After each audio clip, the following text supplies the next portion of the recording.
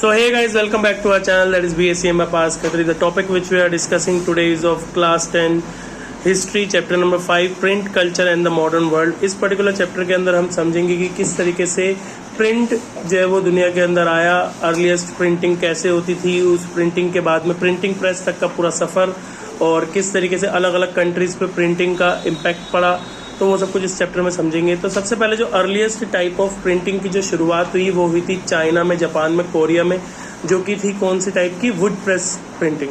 Would press printing के अंदर होता क्या है, इसके अंदर जो है वो जैसे हम स्टैंप बनाते हैं, स्टैंप बनाने के अंदर क्या होता है कि एक जैसे अगर आपका नाम लिखा हुआ है मान लीजिए, या फिर चेक्ड की स्टैंप बनाई मैंने, तो जो चेक्ड की स्टैंप मैंने बनाई है वो उसके ऊपर उभरा हुआ है, तो वो जैसे ही हम उसको किसी इंक में डुबोते हैं, किसी जगह पे लगाते हैं, उसको दबाते हैं, तो वो चीज़ वहाँ पर छप जाती है। तो इसी तरीके से सेम वुड प्रेस प्रिंटिंग भी होती थी। बड़े बड़े ब्लॉक्स के ऊपर शब्द उकेर लिए जाते थे, शब्द जो है वो बाहर निकाल दिए जाते थे, या फिर आप कहो कि बना करके उस पर चिपका दिए जाते थे, एक ही बात है। और फिर उनको जो है वो उनको इंक में डुबो करके जिस भी चीज़ पे छापना होता था, चाहे वो पत्ते हो, चाहे वो किसी तरीके का पेपर हो, या फिर किसी तरीके का कागज हो, मतलब कागज तो पेपर हो गया, मतलब किसी तरीके का सबसे ज़्यादा किस पे छपते थे, पत्थरों पे छपते थे, मैन्युस्क्रिप्ट बनती थी। इसके अलावा जो है वो पेपर्स तो हो गए, और कपड़ों के ऊपर भी छपाया जाता था, पत्तों के ऊपर छपाया जाता था, तो इस तरीके से छापा जाता था।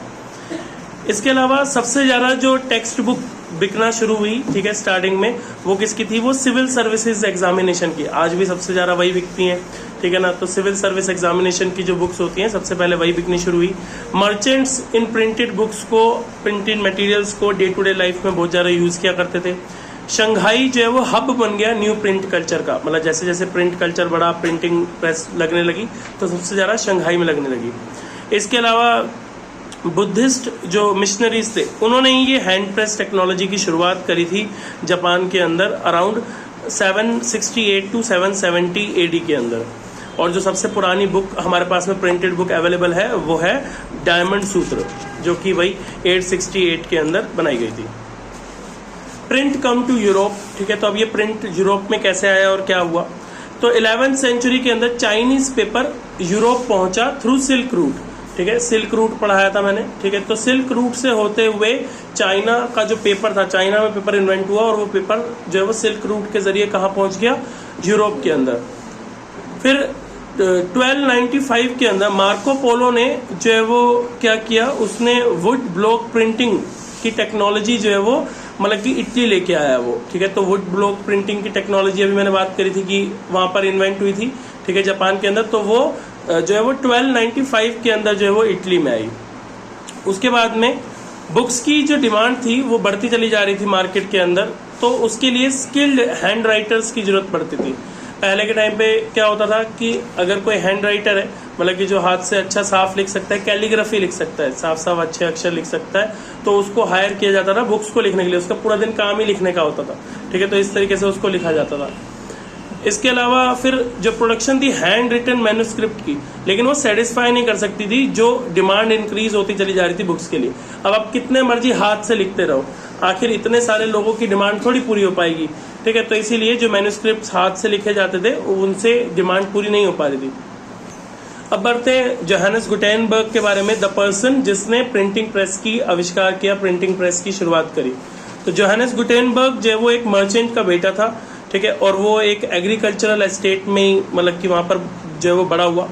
उसके चाइल्डहुड से उसने क्या देखा ना, वाइन और ऑलिव प्रेसेस देखी थी। ऑलिव प्रेसेस का मतलब क्या है, ऑलिव ऑयल निकालने का जो सबसे पुराना मेथड है, ऑलिव ऑयल निकालने का या कोई भी ऑयल निकालने का सबसे पुराना मेथड क्या है, वो है वुड प्रेस टेक्नोलॉजी, ठीक है, सबसे पुराना मेथड जिससे ऑयल निकाला जाता है। आज भी कई गांवों के अंदर जो है वो लकड़ी की चक्कियां हैं जिसके अंदर से जो है वो वुड निकाला जाता है, मतलब वुड कह रहा हूँ, जिसके अंदर से तेल निकाला जाता है। करते क्या है, उसके अंदर बहुत बड़ा एक जैसे मतलब कि लकड़ी का एक बहुत बड़ा क्यूब सा है, उसके अंदर क्या है, बीचों बीच छेद कर रखा है। उस छेद के अंदर जो है वो जिस भी चीज का तेल निकालना होता है वो बीज डाल दिए जाते हैं, और उसके ऊपर एक हथौड़े जैसा लगा दिया जाता है, और उस हथौड़े को फिर किससे बांध देते हैं, एक बुल से बांध देते हैं, एक बैल से बांध देते हैं, कोल्लू की तरह, और उस बैल से बांध देते हैं। फिर वो बैल जो है वो चलता रहता है, तो उससे जो हथौड़ा होता है उसके वजन से और नीचे वाली लकड़ी से दोनों से पिस करके तेल का ऑयल निकल जाता है, ठीक है। तो ये उसने बचपन से बनते हुए देखा था गुटेनबर्ग ने, ठीक है ना। तो और जैसे जैसे वो बड़ा हुआ उसने क्या सीख लिया, उसने पॉलिशिंग करना सीख लिया था। जो उसका बिजनेस था, पॉलिशिंग का बिजनेस था, तो वो एक अच्छा गोल्ड स्मिथ यानी कि सुनहरा बन गया था, सुनार बन गया था। अब ये दोनों ही चीजों को उसने मिला करके एक नया आविष्कार किया। कौन सी दोनों चीजों को? एक तो ये जो वुड प्रेस टेक्नोलॉजी से ये तेल बन रहा है वो, और एक उसका जो पॉलिश करने का काम था। दोनों को मिला करके उसने एक मशीन बनाई, ठीक है, जिसका नाम उसने प्रिंटिंग प्रेस रखा, ठीक है। और इसको उसने बनाया कब था? इसने उसे बनाया था 1448 के अंदर। और सबसे पहले उसमें से क्या छपा गया था? बाइबल। तो बाइबल जो है वो सबसे पहली छपने वाली पुस्तक थी जो कि प्रिंटिंग प्रेस से छपी थी। उसके बाद में 1448 में ये हुआ, तो फिर 1450 से लेकर के 1550 तक पूरे वर्ल्ड में जो है वो बहुत सारे प्रिंटिंग प्रेस जो है वो एस्टेब्लिश हो गए और सब जगह पे प्रिंटिंग होने लगी। अब जो प्रिंट रिवॉल्यूशन है उसका इम्पैक्ट क्या पड़ा? प्रिंट रिवॉल्यूशन का मतलब है कि धीरे धीरे करके सब लोग प्रिंटिंग करवाने लगे, सब लोग प्रिंट करवाने लगे अपने बुक्स को, हर कोई प्रिंटेड मटेरियल यूज करने लगा। तो इसका फर्क क्या पड़ा, इम्पैक्ट क्या पड़ा? सबसे पहले तो एक न्यू रीडिंग पब्लिक एमर्जिंग हुई, ठीक है, एमर्ज हुई। इसका मतलब क्या है? देखो, जैसे एग्जाम्पल के लिए जब भी कोई नई चीज आती है तो उसकी ऑडियंस अपने आप बन जाती है ना। जब मोमोज आने शुरू होंगे इंडिया में तो किसी ने सोचा थोड़ी होगा कि मोमोज लोग खाएंगे, बट धीरे धीरे लोगों को उसकी आदत लगने लगी, तो एक न्यू उसकी ऑडियंस बन गए ना, एक न्यू उसके फॉलोअर्स बन गए ना कि जो लोग सब मोमोज खाते हैं। तो इसका मतलब क्या हुआ? इसका मतलब ये हो कि जब भी कोई प्रोडक्ट आता है तो उसके फॉलोअर्स अपने आप आते हैं। तो ऐसे ही जैसे प्रिंटिंग प्रेस आई, बुक्स छपने लगी, तो एक new section of society develop होने लगी, जो कि कौन थी? जो कि थी रीडिंग पब्लिक, जो कि रीड करना जानती थी और रीड करना चाहती थी। इसके अलावा जो एक बुक को बनाने में जो टाइम और लेबर लगता था वो बहुत कम हो गया, जिसकी वजह से कॉस्ट बहुत कम हो गई। पहले आप खुद सोचा ना, हाथ से एक पेज लिखा जा रहा तो कितनी महंगी बुक छपती होगी, तो सिर्फ अमीर लोग अफोर्ड कर पाते थे। बट अब एक मिडिल क्लास नॉर्मल आदमी भी, लेमैन पर्सन भी बुक्स को अफोर्ड कर पा रहा था। इसके अलावा बुक्स जो है वो फ्लड हो गया मार्केट में, एक तरीके से बुक का फ्लड हो गया। क्यों? जिसे देखो बुक्स छाप रहा है, क्योंकि वो हॉट टॉपिक था, हॉट चीज थी मार्केट के अंदर, एक नई चीज थी, ट्रेंडिंग चीज थी। तो हर कोई बुक्स छाप रहा है और हर कोई बुक्स पढ़ रहा है, तो मार्केट के अंदर अलग अलग टॉपिक्स पे अलग अलग चीजों की बुक्स जो है वो आने लगी। प्रिंट टेक्निक की वजह से रीडिंग पब्लिक जो है वो अब हेयरिंग पब्लिक जो है वो बन गई, मतलब कि हेयरिंग पब्लिक से रीडिंग पब्लिक बन गई। पहले क्या होता था? पहले ना जो है वो, अब जैसे मैं आपको एक एग्जांपल देता हूँ, ये जो भागवत कथाएं वगैरह हैं, ठीक है, ये शिव पुराण चलती हैं, ये जितने भी राम कथा ये सब चलती हैं, ये आज से नहीं चलती है, ये कई सदियों से सुनाई जा रही है, कई सदियों से समझाया जा रहा है, बताया जा रहा है। लेकिन फर्क क्या है? पहले ऐसा क्यों होता था? क्योंकि पहले हर किसी के पास में बुक्स नहीं होती थी, तो कोई एक बंदे ने बुक खरीदी और वो उसको पढ़ के समझ के सबको समझा रहा है, सबको बता रहा है, तो वो नॉलेज को बांट रहा है। लेकिन जैसे ही ये चीज खत्म हुई, तो ये थी हियरिंग पब्लिक। हियरिंग पब्लिक मतलब जो सुन के समझती थी। ये चेंज हो गई किसमें? रीडिंग पब्लिक में, जो कि अब पढ़ के समझ रही थी, क्योंकि अब बुक्स जो है वो अवेलेबल थी और सस्ती थी। अब बुक्स जो है वो वाइडर सेक्शन ऑफ सोसाइटी तक पहुंच रही थी, सभी तक जो है वो बुक्स पहुंच पा रही थी। रिलीजियस डिबेट और फेयर ऑफ प्रिंट। अब क्या हो रहा था? जैसे जैसे प्रिंटिंग का बढ़ रहा था सिस्टम, जैसे जैसे प्रिंट कल्चर बढ़ रहा था, तो धर्म को ये लगने लगा था कि शायद हमको कुछ प्रॉब्लम है, मतलब कि जो रिलीजन था, धर्म था, उसको इससे प्रॉब्लम होने लग गई थी। जैसे कई सारे चर्चिज ने जो है वो ये समझना शुरू किया, और ये सच भी है, कई सारे चर्चिज ने ये समझना शुरू किया कि अगर सभी को बुक्स छापने की अनुमति है, सभी को बुक्स प्रिंट करने की परमिशन है, सभी को लिखने की परमिशन है, तो कोई कुछ भी लिख के छाप सकता है, और जो पढ़ेगा उस पर उसका ऐसा ही इम्पैक्ट पड़ेगा। अब जैसे मैं इसका एक एग्जांपल देता हूँ, यूट्यूब पे कितना कंटेंट अवेलेबल है ना। अब किसी को क्या पता कि कौन सा सही है कौन सा गलत है? आपने जो देख लिया आपने वो मान लिया, है कि नहीं?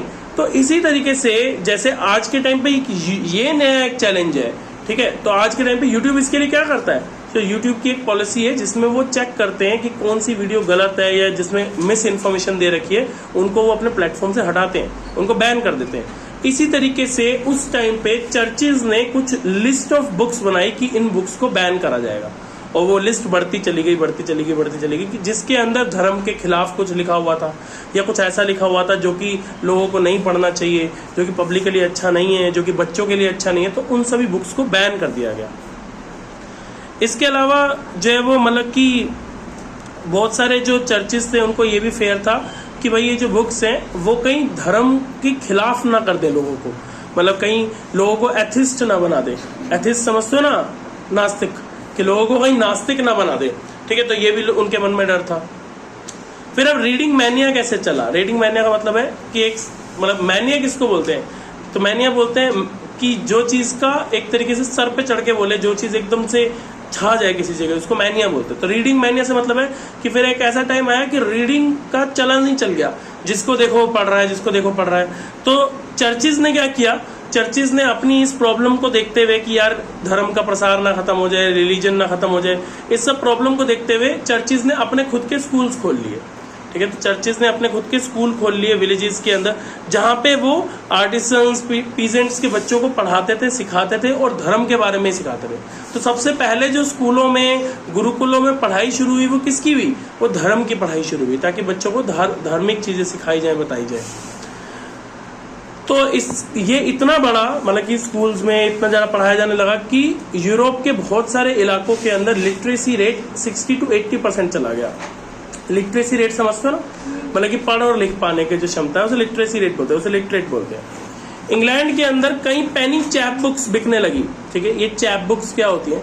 चैप बुक्स होती है छोटी छोटी बुक्स, जैसे आज हम कॉमिक्स पढ़ते हैं ना। चलो आज तो हम कॉमिक्स पढ़ते ही नहीं है, सब कुछ ऑनलाइन देख लेते हैं। पहले आज से 15-20 साल पहले हम कॉमिक्स पढ़ते थे। तो कॉमिक्स क्या होती थी? छोटी सी इतनी सी बुक होती थी। ठीक है, उसमें 40-50 पेज होते थे। ठीक है, उसको पढ़ा, उसी वक्त खत्म हो गया। और वो बेचते कौन थे? तो वो जो उनको बेचते थे उनको चैपमैन कहते थे। ठीक है, जो उन बुक्स को बेचते थे, अब नहीं, तब जो उन बुक्स को यूरोप में बेचा करते थे उनको चैपमैन कहते थे। तो चैपमैन द्वारा बेची हुई बुक चैप बुक, समझ में आया? तो जो बुक को चैपमैन बेचा करता था उसको चैप बुक, और वो होते कहते थे छोटी बुक्स, जनरली 30-40-50 पेज होगी। कितने की आती होगी? 5 करोड़ की। बेवकूफ वाला क्वेश्चन मैं था तब कि कर ही देती है कभी ना कभी। तो फ्रांस के अंदर जो है वो बायोलोथिक ब्लू, ठीक है, जो है वो एक बुक थी। मतलब इन कई सारी बुक्स को बायोलोथिक ब्लूज कहा जाता था। ये बायोलोथिक ब्लूज का मतलब क्या है? बायोलोथिक ब्लूज जो है पुअर क्वालिटी प्रिंटेड मटेरियल था। ठीक है, मतलब क्या है कि वहां पर अब हर व्यक्ति जो है वो, चाहे मैं कहता हूँ जितनी मर्जी सस्ती हो गई थी, लेकिन फिर भी सिर्फ मिडिल क्लास तक पहुंच पा रही थी, लोअर क्लास तक बुक्स नहीं पहुंच पा रही थी। तो लोअर क्लास तक बुक्स पहुंच पाए, उसके लिए उसे और पुअर क्वालिटी के मटेरियल पर बनाना शुरू किया। ठीक है, ताकि और सस्ती बने, ताकि सब तक पहुंच पाए। इनको बोलते थे बायोलोथिक ब्लू। ठीक है, जो ये लो क्वालिटी पेपर पर बनी हुई बुक्स होती थी। तो चिल्ड्रन प्रेस की शुरुआत हुई 1857 के अंदर। ठीक है, ये चिल्ड्रन प्रेस खास इसलिए था क्योंकि ये इकलौती ऐसी प्रिंटिंग प्रेस थी जो कि सिर्फ और सिर्फ चिल्ड्रंस के लिए जो है वो प्रोडक्शन करती थी। ठीक है, सिर्फ चिल्ड्रंस के लिए पब्लिकेशन करती थी। ग्रिम ब्रदर्स, ठीक है, ग्रिम ब्रदर्स जो है वो जर्मनी में उन्होंने कई सारे जो है वो साल गुजारे, जिसके अंदर उन्होंने ट्रेडिशनल जो फोक टेल्स थे उनको गैदर किया। मतलब क्या है फोक टेल्स? मतलब कि ऐसे होते हैं ना, कई सारी गाँव की कहानियां होती हैं, तो वो गाँव की कहानियां उन्होंने इकट्ठी करी और फिर उनको छापा। ठीक है, किसने? ग्रिम ब्रदर्स ने। लैंडिंग लाइब्रेरीज 17th सेंचुरी से आने लगी। लैंडिंग लाइब्रेरीज मतलब जहां पर लाइब्रेरीज में आप जाओ और आप बुक लैंड कर सकते हो, बुक जो है वो वहां से आप किराए पर लेके आ सकते हो। 19th सेंचुरीज में जो है वो आते आते 17th सेंचुरी में खुलने लगी थी ये लैंडिंग लाइब्रेरीज, और 19th सेंचुरी तक आते आते ये जो है वो एक मेजर जो है वो इंस्ट्रूमेंट बन गया था, जिससे कि लोग जो है वो बिना खरीदे बुक्स को पढ़ पा रहे थे। ठीक है, लाइब्रेरीज का सिस्टम। इसके अलावा जो पीरियोडिकल प्रेस था उसने डेवलप किया 18th सेंचुरी से। ठीक है, information about current fair and entertainment के बारे में। ठीक है, मतलब कि उन्होंने फिर सिर्फ अब जो है वो सिर्फ यही छप रहा था, सिर्फ पढ़ाई के रिगार्डिंग चीजें छप रही थी, तो अब उन्होंने एंटरटेनमेंट के बारे में भी छापना शुरू किया 18th सेंचुरी में। और जो थॉमस पेन थे, ठीक है, उन्होंने जो है वो मतलब कि बहुत सारे वाइडली जो है वो मतलब उनकी बहुत सारे ऐसे फेमस कवि थे या फेमस राइटर्स थे, जैसे कि थॉमस पेन, वोल्टेयर, जीन जैकोस, रोजिव। ये जो है वो फेमस उस टाइम के राइटर थे जिनका लिखा हुआ लोग पढ़ना चाहते थे। 1920 के अंदर इंग्लैंड के अंदर जो पॉपुलर वर्क्स थे वो चीप सीरीज में बेचे जा रहे थे, जिसे शिलिंग सीरीज कहते थे। अब जो है वो जैसे ही मैंने बताया था कि ग्रेट डिप्रेशन आया था 1930s के अंदर, तो उससे जो पब्लिशर्स थे उनको लगा कि अब शायद जो बुक्स हैं उनकी पब्लिकेशन कम करनी पड़ेगी, क्योंकि अब बुक्स बिकनी बंद हो जाएंगी, अब कम हो जाएंगी। तो लोगों को जो है वो खरीदवाते रहने के लिए कि लोग उसे महंगा ना समझे, खरीदते रहे, उसके लिए पेपर बैक एडिशंस निकाले गए। ठीक है, ये पेपर बैक एडिशंस कौन से होते हैं?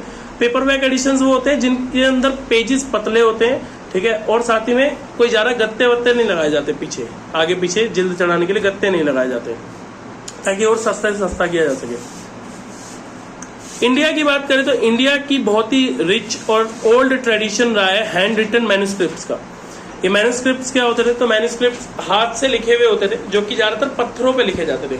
तो एक पत्थर को क्या किया जाता था, पत्थर को जैसे मान लीजिए कि एक बहुत बड़ा जो है वो पत्थर का क्यूब है, उसको क्या किया जाता था, ऊपर के हिस्से पे ना गीली मिट्टी लगा देते थे, और फिर गीली मिट्टी को क्या करते थे, उसके ऊपर किसी चीज से लिख देते थे। लिखने के बाद में क्या होता था, उसको सूखने डाल देते थे। जब वो सूख जाती थी तो वो क्या होती थी, वो कड़ा हो जाती थी, और जो लिखा हुआ है वो परमानेंट हो जाता था। तो इस तरीके से मैन्युस्क्रिप्ट्स बनाई जाती थी इंडिया के अंदर, जो कि अलग अलग लैंग्वेज में होती थी। इंडिया की मैन्युस्क्रिप्ट जैसे संस्कृत, अरेबिक, पर्शियन, ठीक है, ऐसे अलग अलग लैंग्वेजेस में होती थी। मैन्युस्क्रिप्ट को फिर बाद में पाम लीव्स पर या फिर हैंडमेड पेपर पर कॉपी किया गया, ताकि क्योंकि देखो टाइम टू टाइम क्या होगा, वो जो पत्थर होगा वो भुरता चला जाएगा, भुरता समझ चला जाएगा, तो उसके वजह से मैन्युस्क्रिप्ट खराब हो सकती है। तो वो जो है वो उसको लिख लिया गया किसके ऊपर, पाम लीव्स के ऊपर या फिर हैंडमेड पेपर के ऊपर। उसके बाद में वुडन कवर्स या फिर वुडन जो मतलब कि सिस्टम से जो वो स्कूल्स के अंदर, बंगाल के अंदर जो स्कूल्स थे, कॉलेजेस थे, उन सब के अंदर जो है वो मतलब कि जो प्रिंट था उसकी शुरुआत हुई। सबसे पहले प्रिंटिंग प्रेस इंडिया में कहां पे आई? गोवा में, क्योंकि गोवा में किसका राज था? पोर्टुगीज का। तो पोर्टुगीज जो है वो 16th सेंचुरी से, मिड ऑफ 16th सेंचुरी से में वहां से लेके आए, पोर्टुगल से लेके आए गोवा के अंदर, और गोवा के अंदर प्रिंटिंग प्रेस शुरुआत हो गई। 1674 में अबाउट 50 बुक्स को जो है वो छापा गया कोंकणी और कन्नड़ लैंग्वेज में। कोंकणी लैंग्वेज कौन सी है? जो कि गोवा की बोली लैंग्वेज है, ठीक है, उसको कोंकणी लैंग्वेज बोलते हैं, और कन्नड़ वहाँ की लोकल लैंग्वेज है। तो वो लैंग्वेज में छापी गई 50 बुक्स। कैथोलिक प्रीस्ट जो है वो प्रिंट करते थे फर्स्ट तमिल बुक, ठीक है, कैथोलिक जो प्रीस्ट थे, प्रीस्ट मतलब समझते हैं ना, पंडित, तो जो कैथोलिक प्रीस्ट थे उन्होंने सबसे पहली जो बुक छापी, तमिल बुक थी इंडिया में, वो 1579 में छापी कोचिन में, और जो पहली मलयालम बुक थी वो 1713 में छापी गई। 1780 से जेम्स अगस्तस ने जो है वो मतलब कि वो एक वीकली मैगजीन शुरू करी जिसका नाम था बंगाल गैजेट, जिसके अंदर बंगाल में जो भी कुछ होता था पूरे वीक के अंदर वो सब एक वीकली गैजेट में एक मैगजीन के तौर पे छापा जाता था। गंगाधर भट्टाचार्य ने जो है वो मतलब कि पब्लिश करा था बंगाल गैजेट को, ठीक है, ये उसके एडिटर थे। अब वुमेन्स पे प्रिंट का और इन सब चीजों का क्या असर पड़ा? तो जो राइटिंग्स थे, Jane Austen, Bronte sisters, Georgette Eliot, ये इंपॉर्टेंट बन गई क्योंकि ये ऐसी टाइप की वुमेन थी जिन्होंने अपनी कलम की ताकत से, यानी कि अपनी राइटिंग पावर से लोगों को इन्फ्लुएंस करने लगा। और जब लेडीज ने देखना शुरू किया, वुमेन्स ने देखना शुरू किया कि वुमेन्स लिख रही हैं और उनका हम पढ़ रहे हैं, तो इससे वो एम्पावर हुई और उनके मन में भी लिखने का, आगे बढ़ने का जोश आया। जो वुमेन की लाइफ थी वो बहुत ही विविड और इंटेंस थी, ठीक है, पहले, इससे पहले, लेकिन जो है वो बुक्स के आने के बाद में जब वुमेन्स ने पढ़ना शुरू किया तो उनकी एजुकेशन हुई और उन्होंने घर के कोर्स से, जो हाउस होल्ड कोर्स है यानी कि घर के जो काम है, उनसे ऊपर बढ़ के देखना शुरू किया। राजा राम मोहन रॉय जो है वो उन्होंने संबद्ध कौमुदी जो है वो 1821 में छापी, ठीक है, जो कि एक ऑर्थोडॉक्स कमीशन थी, Samachar Chandrika, to oppose his opinion, मतलब कि जो भी वुमेन्स के खिलाफ विचार थे उनको हटाने के लिए उन्होंने ये छापा था। 1822 में 2 पर्शियन न्यूज़पेपर, जाम ई जहान और जो है वो शमसुल अखबर जो है वो पब्लिश किए गए, 2 पर्शियन न्यूज़पेपर थे। इसके अलावा देवबंद जो है वो मतलब कि देवबंद जो सेमिनरी था वो फाउंड की गई 1867 के अंदर, ठीक है, जिन्होंने जो है वो कई थाउजेंड्स जो है वो मतलब कि खर्च करे फतवा छापने के अंदर। ये फतवास क्या होते हैं? तो फतवा होते हैं जो मुस्लिम धार्मिक गुरु जो ऑर्डर्स देते हैं ना, उसको फतवा बोलते हैं, ठीक है। तो फतवा छापने शुरू करे जिससे कि वुमेन की लाइफ को मुश्किल किया गया, ठीक है। तो आज भी जैसे आप देखो कि जो मुस्लिम वुमेन्स हैं उनको उतनी लिबर्टी नहीं दी जाती है, ठीक है ना, तो वो किसकी वजह से? क्योंकि वो फतवा जारी कर देते हैं उनके जो गुरु होते हैं। इसके अलावा राज सुंदरी देवी ने जो है वो अपनी खुद की ऑटोबायोग्राफी लिखी जिसका नाम था अमर जीवन, ठीक है। ये पहली ऑटोबायोग्राफी थी एक वुमेन द्वारा इंडिया के अंदर, ठीक है। इसका किसने छापी थी? रस सुंदरी देवी ने, ठीक है। और इसका नाम क्या था? अमर जीवन, ठीक है, ये उसका नाम था 1876 के अंदर। इसके अलावा 1880 के अंदर ताराबाई शिंदे, पंडिता रमाबाई, उन्होंने भी जो है वो पैशनेट एंगर और मिजरेबल लाइफ्स के ऊपर लिखा कि वुमेन्स की क्या कंडीशन है इंडिया के अंदर। राम चड्ढा ने पब्लिश करी फास्ट स्पेलिंग स्त्री धर्म विचार, ठीक है, ताकि वुमेन को ये समझाया जा सके कि कैसे वो एक ओबीडियंट वाइफ बन सकती हैं, मतलब एक आज्ञाकारी पत्नी कैसे बन सकती हैं। 1871 के अंदर ज्योतिबा फुले ने जो है वो इनजस्टिस के बारे में लिखा कास्ट सिस्टम में, ठीक है, मतलब कि इंडिया के अंदर जो कास्ट के बेस पर जो इनजस्टिस होता है, भेदभाव होता है, उसके बारे में लिखा। काशी बाबा जो कि कानपुर मिल वर्कर थे, उन्होंने लिखा और पब्लिश कराया छोटे बड़े का सवाल, ठीक है, 1938 के अंदर, जो कि लोअर क्लास और अपर क्लास के बीच में लिंक शो करता था कि किस तरीके से उनके बीच में एक लिंक है। 1878 के अंदर द वर्निकुलर प्रेस एक्ट जो है वो पास किया गया, ठीक है, और ये जो है वो इरिश प्रेस एक्ट पर बेस्ड था। कुछ इंपॉर्टेंट स्टेटमेंट्स हैं कि प्रिंटिंग क्या है, गॉड का एक एकदम अल्टीमेट गिफ्ट है और सबसे ग्रेटेस्ट है। क्यों? क्योंकि इससे ही जो है वो लोग भगवान को भी पा पाए, ठीक है, कि कई लोगों को पता ही नहीं था पहले भगवान भी है, ठीक है, क्यों? क्योंकि वो कुछ पता ही नहीं था, कोई बुक्स छपे नहीं थी, कुछ ऐसा था नहीं। तो ये किसने लिखा था? मार्टिन लूथर किंग ने। ये मैं इसीलिए बता रहा हूँ, ये पेपर में कई बार ये पूछता है, ठीक है, इसके ऊपर बात करने को बोलता है, इस पर पूछता है। So that's all about this chapter. If you have any doubt, you can always ask us in the comment section. Thank you so much.